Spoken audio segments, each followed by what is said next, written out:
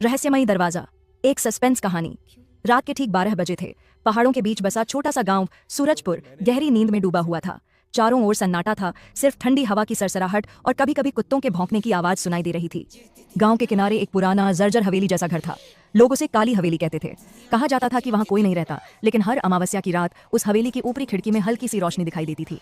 गांव के दो दोस्त, आरव और नील, बचपन से उस हवेली की कहानी सुनते आए थे। दोनों की उम्र करीब 16 साल थी। आरव थोड़ा साहसी और जिज्ञासु था, जबकि नील थोड़ा डरपोक लेकिन समझदार। एक दिन आरव ने कहा, नील, आज अमावस्या है, क्यों ना आज रात हम काली हवेली का सच पता करें। नील ने घबराते हुए कहा, तू पागल है क्या? अगर सच में वहां कुछ हुआ तो? आरव मुस्कुराया, डरता क्यों है? भूत प्रेत कुछ नहीं होते, बस लोगों की बनाई हुई कहानियां हैं।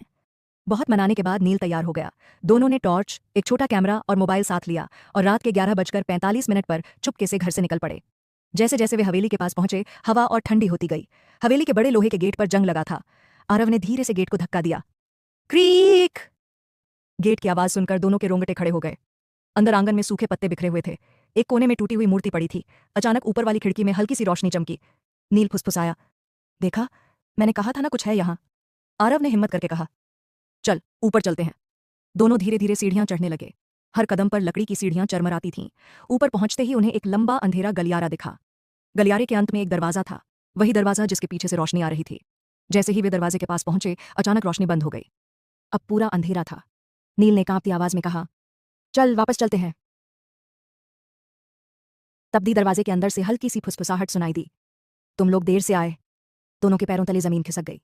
आरव ने हिम्मत करके दरवाजा धक्का दिया। दरवाजा खुल गया। अंदर एक कमरा था। दीवारों पर अजीब निशान बने हुए थे। कमरे के बीच में एक पुरानी लकड़ी की मेज और उस पर एक जलता हुआ लालटेन रखा था, लेकिन वहां कोई नहीं था। आवाज कहां से आई? नील ने पूछा।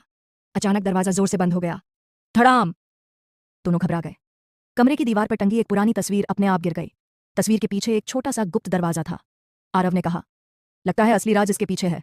दोनों ने मिलकर उस छोटे दरवाजे को खोला। अंदर एक संकरी सीढ़ी नीचे की ओर जा रही थी। वे नीचे उतरे। नीचे एक छोटा सा तहखाना था। वहां एक बूढ़ा आदमी बैठा था, सफेद दाढ़ी, फटी हुई शॉल ओढ़े। नील डर गया। आप आप कौन?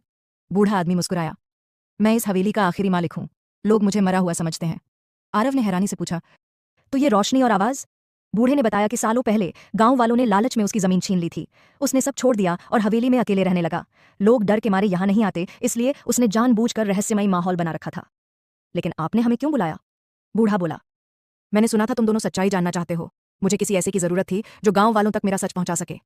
अचानक ऊपर से आवाज आई, कुछ लोग हवेली में घुस आए थे।